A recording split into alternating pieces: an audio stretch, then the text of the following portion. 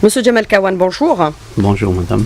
Alors s'achemine-t-on aujourd'hui vers la reconfiguration du secteur de la presse avec la mise en place des autorités de régulation? Monsieur Kawan. Bonjour à tous les auditeurs de la chaîne 3. Effectivement, nous allons vers la régulation du paysage médiatique national. Le processus a été déjà entamé, comme vous le savez, avec la mise en place de l'autorité de régulation de l'audiovisuel arabe. Nous allons nous atteler dans un très proche avenir à mettre en place, à la mise en place de l'autorité de régulation de la presse écrite, l'ARPE. Nous allons y aller résolument. Juste pour rappel, je voudrais dire que c'est un engagement du président de la République qui fait quand même date un peu, puisqu'il remonte à 2012. Donc l'engagement du président sera tenu et ce processus de régulation figure en bonne place, comme vous le savez, dans le programme d'action, dans le plan d'action du gouvernement.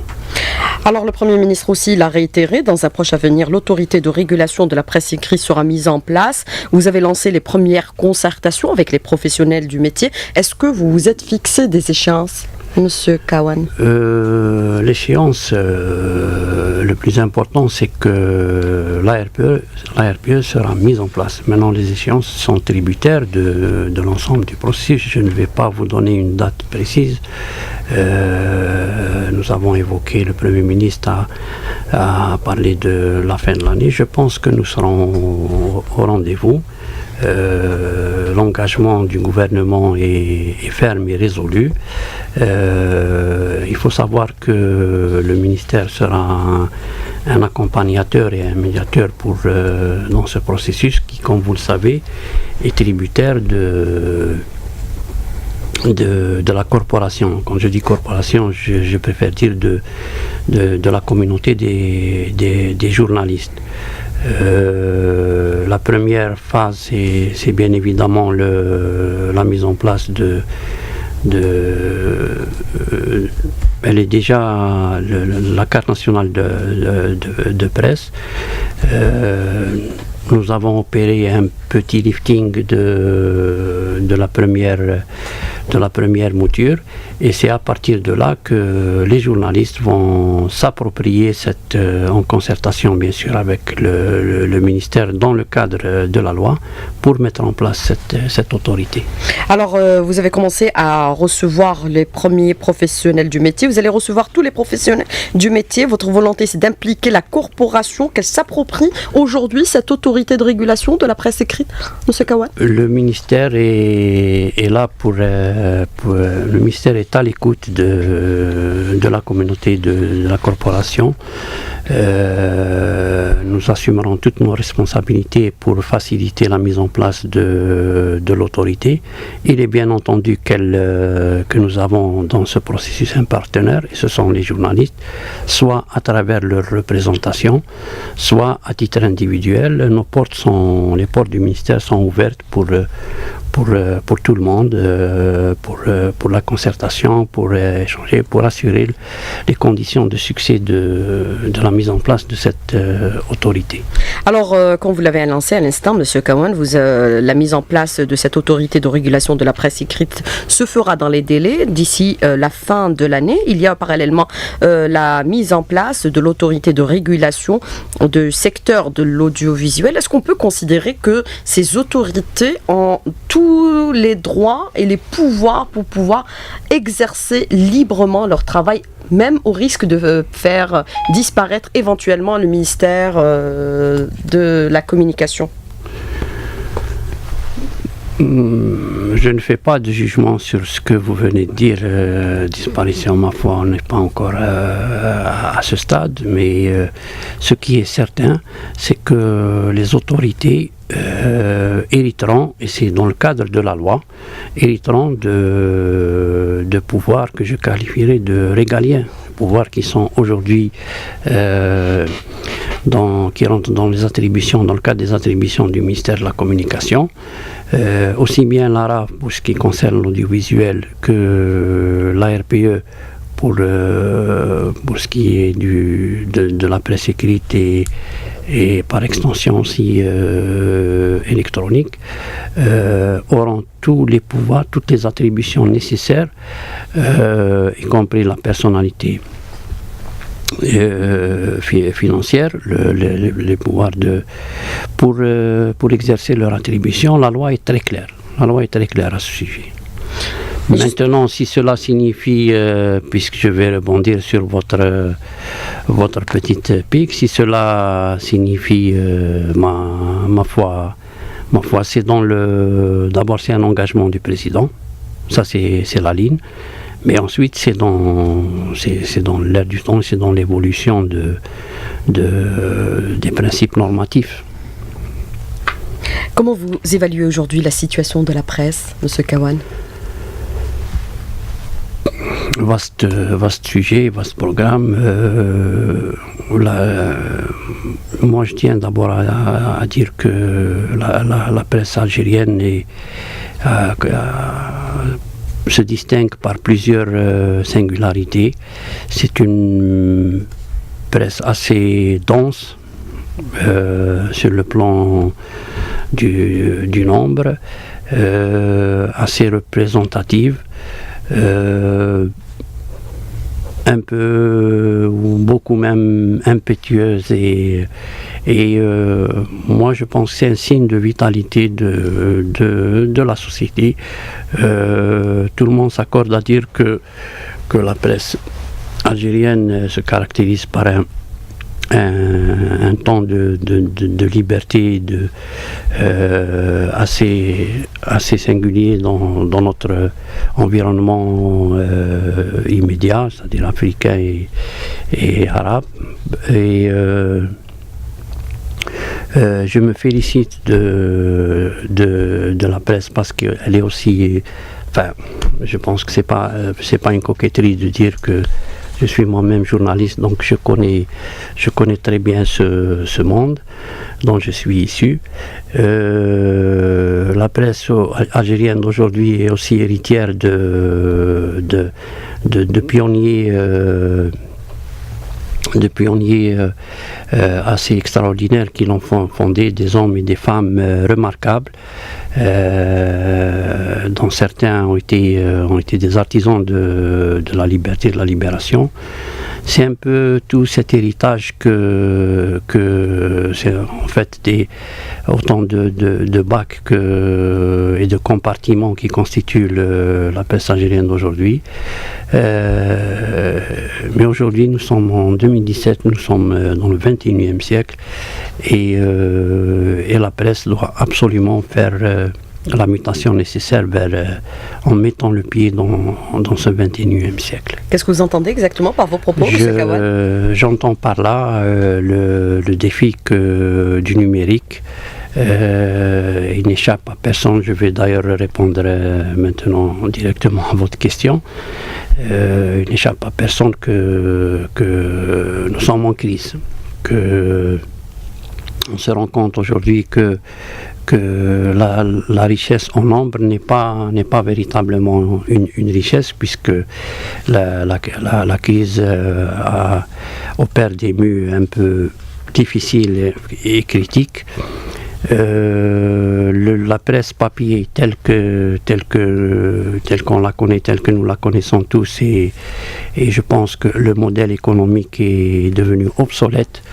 Ce n'est pas une spécificité algérienne, bien évidemment. Cela remonte à quelques années déjà, et à une bonne décennie d'ailleurs aux États-Unis et également en Europe. Vous savez, autant que moi, tout le monde, même le lecteur algérien, le citoyen algérien, vit au jour le jour la fulgurante progression d'Internet et donc de toutes les passerelles qu'il peut offrir. Et au jour d'aujourd'hui, vous connaissez l'influence grandissante en termes de présence, je veux dire, des médias électroniques et des réseaux sociaux. Et cela pose avec acuité un problème existentiel pour la presse, les médias classiques tels que nous les connaissons. Alors la crise financière a énormément impacté le secteur de la presse. Des titres pourraient disparaître ? Certainement. Ce n'est pas... C'est presque une conséquence évidente. Je disais que le modèle économique, il faut revoir le modèle économique. Bien sûr qu'avec la crise, c'était le cas aux États-Unis, c'était le cas. Je pense qu'on peut faire l'économie d'énumérer les grands titres de la presse mondiale qui ont carrément disparu ou qui ont fait leur reconversion en médias électroniques. La crise d'abord se pose en termes purement économiques et financiers, mais elle pose également, c'est pour ça que je disais le modèle économique, elle pose également le problème de la presse en soi. Je pense qu'il faut même repenser le métier. Vous savez qu'on a été, en tant que journaliste, formé ici, dans la presse écrite que dans la radio, selon un processus prouvé de collecte de l'information, de recoupement, dans un quotidien, par exemple, quand vous avez une information vers 10h midi, vous faites les vérifications nécessaires, y compris à la radio, etc., pour la publier le lendemain. Et au jour d'aujourd'hui, cette information est consommée. Quand elle fait avec les réseaux sociaux, toutes les 5-10 minutes ou je ne sais quoi, il y a toute une batterie de l'information en elle-même qui circule d'une manière exponentielle et cela pose la question de la pertinence des médias classiques. Mais combien de titres ont disparu jusque-là, Monsieur Kawan ? Est-ce qu'on peut avoir des indicateurs chiffrés par rapport à cette situation de crise qui a impacté également le secteur de la presse ? Oui, bien sûr, parce que nous avons les statistiques pour ça. Je pense qu'il y a autour d'une trentaine, 26, je crois, pour être précis, 26 quotidiens à peu près, et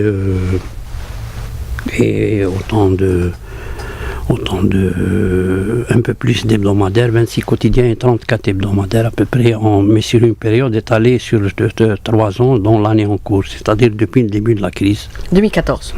Voilà, depuis 2014, exactement. Mais le paysage reste quand même assez dense avec presque 140 titres au jour d'aujourd'hui. Mais est-ce qu'on peut considérer que aussi la baisse des recettes publicitaires sont à l'origine en grande partie de cette situation, puisque certains considèrent que la publicité c'est devenu un moyen de pression de la part des pouvoirs publics. Quel est votre commentaire, Monsieur Kawan ? Non, moi je ne partage pas cette opinion, cette approche. La publicité a été et encore, j'entends par là aussi bien surtout la publicité institutionnelle a été un moyen de soutien et non pas de pression. Moi je récuse je connais cette théorie. Il faut quand même reconnaître que la publicité institutionnelle a été pratiquement le principal moyen de vie, parfois souvent de survie, mais parfois de vie et d'une vie assez intéressante même pour l'ensemble des médias et notamment les médias privés. Vous pouvez revenir aux statistiques ce n'est pas à moi de les donner, de chaque journal, de chaque titre, et vous allez trouver que les pouvoirs publics ont assuré une mission de soutien régulière de la presse à travers. J'ajouterais même que certains annonceurs privés ont contribué également à ce soutien à la presse algérienne. Et non pas, ça n'a jamais été un moyen de pression. Encore faut-il définir le concept et donner des exemples concrets et validés et réels. Alors, M. Djamel Kawan, moi je voudrais revenir un peu sur cette crise financière depuis 2014 qui a fortement impacté le secteur de la communication. On a parlé de la publicité institutionnelle. Est-ce qu'on peut considérer que ce volume a fortement aussi baissé parallèlement, puisqu'il y a une crise avec des indicateurs chiffrés, si vous les avez? Forcément, madame, tout est lié. La presse n'est pas un îlot séparé de l'océan Algérie et plus largement par extension de la crise économique qui est mondiale. Il ne faut pas l'oublier. Bien évidemment que la crise économique a impacté donc les revenus des entreprises et donc par extension les revenus de la presse. Je pense que vous-même au niveau de la radio vous le sentez également. Moi je voudrais quand même qu'on dise quelques mots sur parce que la presse ce n'est pas seulement excusez-moi d'être un peu trivial, ce n'est pas seulement le bas de laine, ce n'est pas seulement la caisse et les sous, mais c'est aussi la vocation c'est le métier premier d'informer une presse attractive, une presse importante doit être surtout et avant tout une presse d'information, une presse de news. Et l'opinion étant par ailleurs un exercice qui peut être exercé, qui peut avoir sa place, mais dans la mesure où l'information est présente, parce qu'on doit présenter au lecteur, au téléspectateur et à l'auditeur, on doit d'abord lui présenter une information et après laisser le libre arbitre pour chacun de se faire son opinion. Et je pense que la presse algérienne gagnerait à retrouver ses lettres de noblesse et à récupérer sa vocation première qui est une vocation universelle, c'est celle d'informer d'abord. Permettez-moi de citer un exemple. Nous avons, avec la rentrée sociale et la rentrée scolaire notamment, nous sommes tous des citoyens et des lecteurs algériens. Et par exemple, j'ai eu à constater que par rapport au secteur de l'éducation nationale, la presse n'a pas, à mon sens, n'a pas très bien reflété et pourtant l'information a été disponible. L'importance qu'a été ce défi de la rentrée scolaire. Vous savez que cette année c'est 9 millions 9 millions. Hier vous avez reçu un cadre du ministère de l'Éducation qui a plus de légitimité pour parler du sujet, qui a pris l'exemple c'est l'équivalent de la population de la Grèce par exemple. J'ajouterais que c'est l'équivalent de la population algérienne à l'indépendance. Nous étions 9 millions au lendemain du 5 juillet 62, et si vous ajoutez je crois 400 000 enseignants et en plus du personnel administratif et technique, le secteur de l'éducation gère un quart de la population algérienne d'aujourd'hui. Et dans tout ça, ma collègue de l'éducation a réussi sa rentrée scolaire, a réussi à organiser 2 sessions du bac en l'espace de quelques mois. Et cela n'a pas été a été un peu traité dans la rubrique divers de la presse. C'est un peu le sujet que je pose aujourd'hui. La presse doit revenir à doit réhabiliter, c'est son rôle, le métier d'informer, de faire des news, de l'information. La crédibilité de l'information. Absolument. Quitte après, non, il faut, quand les choses sont faites, il faut le dire. Quand elles sont mal faites, il faut le dire. Mais quand elles sont bien faites, il faut le dire aussi. Je sais que les journalistes cèdent facilement à la tentation et c'est leur vocation, à la couleur des trains qui arrivent à l'heure. Ils sont plus attentifs aux trains. Il y a un autre exemple, on dit souvent, dans la presse un chien qui mord, pardonnez-moi encore de prendre mais il est connu de tous les journalistes, un chien qui mord un homme, ce n'est pas une information, mais un homme qui mord un chien, c'est une information. Certes, mais il faut aussi parler des choses viables, des choses quittes ensuite, rien n'est interdit.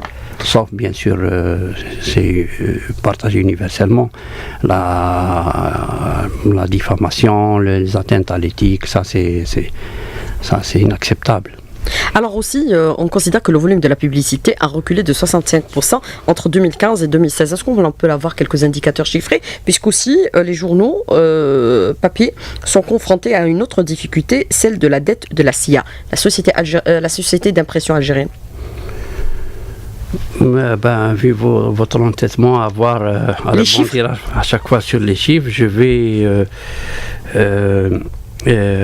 c'est d'ailleurs, je vais dire d'ailleurs que c'est aussi une forme de soutien à la presse nationale.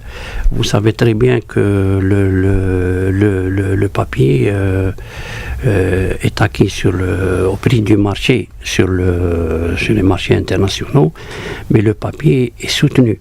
Le papier presse est soutenu en Algérie. Les prix d'impression également, qui remontent à 1996 ou 97, sont également bien en deçà de la vérité du marché. Il faut en parler aussi. C'est une forme de soutien des pouvoirs publics à la presse. Maintenant, pour répondre à votre soif de chiffres, oui, la SIA est quelque peu obérée mais pas seulement la SIA, mais toutes les entreprises d'impression par les créances auprès c'est un peu le mal d'ailleurs des entreprises algériennes, le problème des créances à recouvrir. Et je peux vous donner par exemple que le chiffre, je peux vous donner déjà un chiffre, c'est le total des tirages de la presse algérienne, il frôle les 900 000 exemplaires jour. Les créances vous parlez de la SIA sont importantes, mais le problème des créances constitue un véritable boulet pour deux autres entreprises d'impression. Je veux parler de la Simpral et de l'ENAP. Il y a eu plusieurs plans pour essayer de trouver un terrain d'entente avec les titres et les mauvais payeurs. C'est encore en cours, mais la crise économique accentue encore, vu la faiblesse des rentrées des titres pour la majorité privée. Quel est le niveau de ces créances, M. Kawan? Je n'ai pas le détail des chiffres, mais il est important, et notamment pour un titre qui se targue d'avoir le plus fort tirage de la presse, et qui a aussi un autre titre de noblesse, celui d'avoir la créance la plus élevée de la presse. C'est Chourouk? C'est une affaire commerciale entre deux entreprises, donc je préfère ne pas en parler. Alors, autre question que je voudrais vous aborder avec vous. Aujourd'hui, nous assistons pour l'audiovisuel à l'ouverture un peu du secteur. Il y a les télévisions privées qui émergent actuellement, mais qui travaillent avec des autorisations sans agrément. Les agréments seront prochainement délivrés, même si c'est l'affaire un peu de l'autorité de régulation de l'audiovisuel. Monsieur Kawan. Tout à fait. L'autorité de l'ARAV est là. c'est déjà en soi quelque chose d'important. Il est évident qu'il faut lui laisser le temps au temps, voilà, pour reprendre une expression consacrée. L'Arabe est en train de se doter des instruments juridiques et opérationnels à même d'assurer ses missions. Il ne faut pas l'accabler parce que elle est de naissance récente.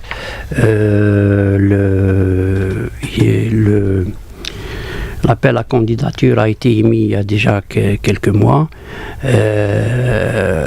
Le temps de l'État étant ce qu'il est, le cheminement classique de tout ce qui est loi et règlement. Et le temps que les choses se fassent, l'Arabe sera très bientôt opérationnel et accomplira ses missions dans le cadre de ses prérogatives délimitées par la loi. Prochainement, des agréments, très prochainement, même titre que l'installation de l'autorité de régulation de la presse écrite. Tout à fait, l'Arabe. Dans 2 mois, dans 3 mois, dans 4 mois. L'Arabe, malgré les difficultés inhérentes à sa mise en place, assumera toutes ses missions.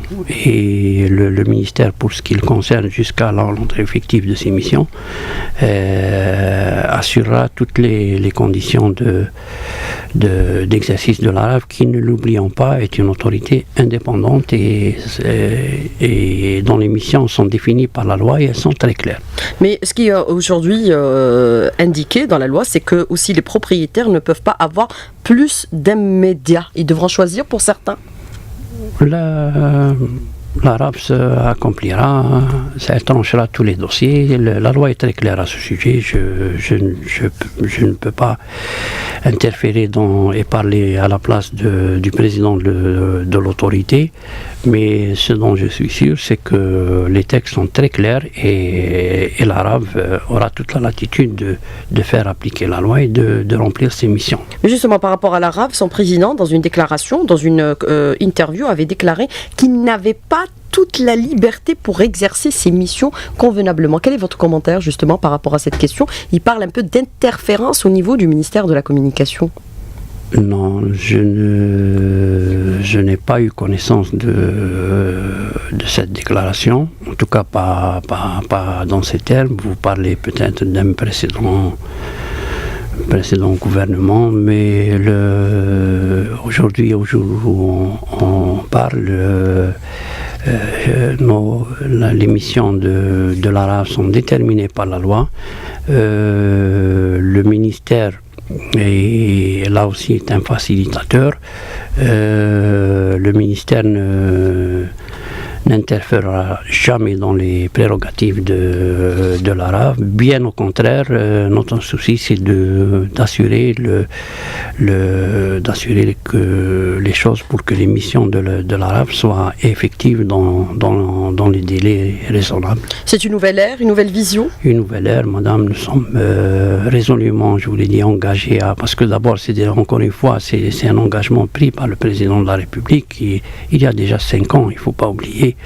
Et bon, pour des raisons et d'autres, le cheminement prend le temps qu'il faut, mais l'autorité de régulation, aussi bien l'Arabe que la RPE, seront mises en place et exerceront et assumeront leur mission en plein exercice. Et dans le cadre, la loi est très claire à ce sujet. L'ouverture de la radio, pour bientôt ou pas encore? Vous poserez la question au président de l'Arabe. Alors, autre question que je voudrais aborder avec vous aujourd'hui, Monsieur Kawan, on a vu aujourd'hui et parallèlement qu'il y a une reconfiguration du secteur public. 6 médias se sont rassemblés dans un même groupe, avalisé par le Conseil d'État. Il s'agit d'Al-Moudjahid, Al-Shab, Al-Massa, Onriza, Al-Nas, Al-Jumhuriya. Ça pourrait aussi concerner le secteur public de l'audiovisuel? Vous parlez là de la reconfiguration du secteur marchand de la communication. C'est le CPE, ce n'est pas le Conseil d'État, c'est le Conseil des participations de l'État. Oui, c'est le Conseil des participations. Qui gère le portefeuille économique. Vous savez que l'État est le principal actionnaire Donc, en fait, la reconfiguration, ce n'est pas seulement la presse écrite telle que vous venez de la citer, mais il y aura 3 groupes. Un groupe édition et publicité, un groupe imprimerie et un groupe presse écrite que vous venez de détailler, qui regroupera effectivement l'ensemble des sites titres publics. Alors, Monsieur Kawan, des questions des auditeurs. Est-ce qu'on pourrait espérer un jour dans nos médias des débats contradictoires, des responsables face à des spécialistes dans les domaines concernés? Je suis aussi un citoyen algérien, un lecteur. Moi aussi, j'adhère et j'appelle de mes voeux.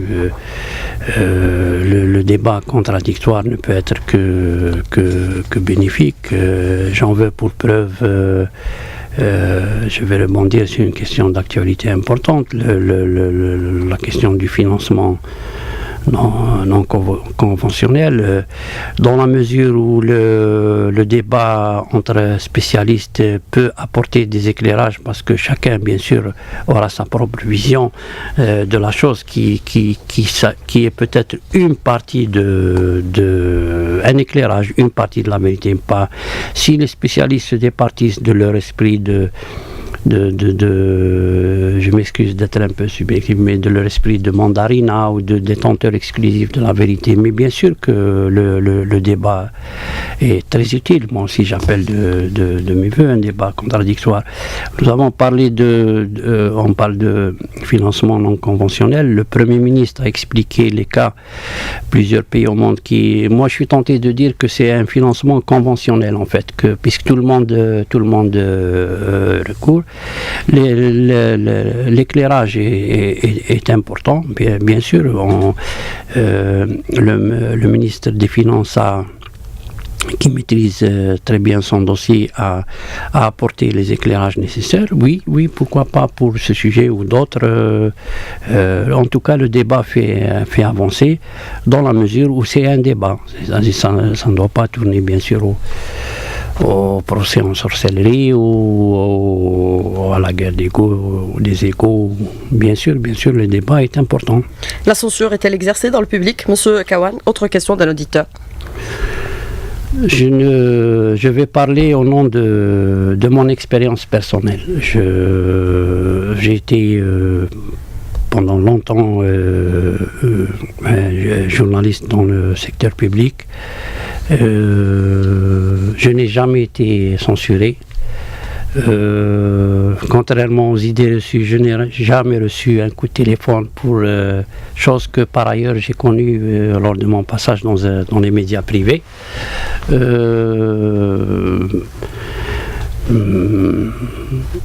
Ça c'est mon expérience personnelle. Maintenant, je pense que vous êtes dans un média public et également, et je ne pense pas que, jusqu'à preuve du contraire, qu'il y ait une quelconque censure dans le sens où caricatural où on l'entend bien sûr. Alors, autre question d'un auditeur qui vous dit aujourd'hui, est-ce que la liberté d'expression est exercée réellement ou alors c'est une illusion, puisqu'elle est aussi constitutionnellement reconnue? Tout à fait, c'est un droit constitutionnel. La liberté d'expression, comme vous le savez, est un terme générique dans la liberté d'expression. Elle ne concerne pas seulement la presse, elle concerne également les partis politiques, les associations. C'est le générique de la liberté. Son corollaire, c'est la liberté à notre niveau, la liberté de la presse. Moi, ce que je sais, c'est qu'il n'y a pas un cabinet noir, un comité de censure quelque part constitué de diablotins qui veillent à... Je ne pense pas que ça soit le cas. Vous êtes pour la liberté, Monsieur Kawan? Bien sûr que je suis pour la liberté d'expression. Bien sûr, j'y souscris totalement. Je pense que notre pays en bénéficie d'une manière certes un peu débridée, un peu trop relâchée, mais il ne faut jamais oublier ce corollaire de responsabilité qui est les règles d'éthique et de déontologie. Vous pouvez écrire, si un mur tombe, bien sûr que vous pouvez vous devez même écrire que si une chose est, je vous l'ai dit tout à l'heure, si une chose est mal faite, vous devez en parler, c'est votre devoir et c'est le principe même de... Mais il y a quand même des limites. Les limites, elles sont universelles. En fait, tout est, j'interpelle les journalistes à ce propos, tout est dans la charte de Munich. Il faut s'abstenir de s'en prendre à la dignité des gens, d'attaquer les personnes. Et bon, dans ce fouillis, moi je constate que la liberté d'expression est très débridée en Algérie, au point où parfois elle dérive et elle déborde du cours normal des choses, puisque des abus sont commis régulièrement. Très rapidement sur cette question, monsieur le ministre, le 22 octobre, c'est la journée de la presse. Il y aura aussi le prix du président de la République. Il est nécessaire pour les journalistes de s'approprier cette journée? Absolument, absolument. Cette journée est la leur. Nous parlions tout à l'heure des pionniers. Cette journée est leur journée. J'en profite pour exprimer ma satisfaction devant la participation record à cette édition, puisque nous sommes arrivés à 200 travaux. C'est pas parce que je suis dans vos meubles, mais je tiens à rendre un hommage particulier à la radio algérienne à travers sa participation et la qualité de sa participation, mais aussi à l'éventail très large des contributeurs, toute presse confondue, tout genre confondu, privé, public, radio, quotidien, télévision, ça a été un vrai... Je pense que c'est un début d'appropriation de cette journée qui est la vôtre, qui est celle des journalistes. Alors, dernière question, il y a un site électronique qui est à l'arrêt actuellement par rapport à un différend avec un opérateur de téléphonie. Est-ce que c'est une sorte de censure ou c'est un problème strictement technique? Monsieur Kawan, rapidement sur cette question. Voilà, je ne sais pas, il faut peut-être rappeler quand on vous coupe l'électricité, il faut appeler Sonelgaz, je ne sais pas, le ministère de la communication n'est pas concerné par... Vous n'avez rien à voir? Non, du tout. Monsieur Djamel Kawan, merci d'avoir répondu à nos questions et d'avoir été en direct avec nous ce matin dans le studio. Merci beaucoup, à bientôt et bon courage pour les prochains chantiers qui sont en cours au niveau de votre département ministériel. Merci, à bientôt. Madame, merci. Au revoir.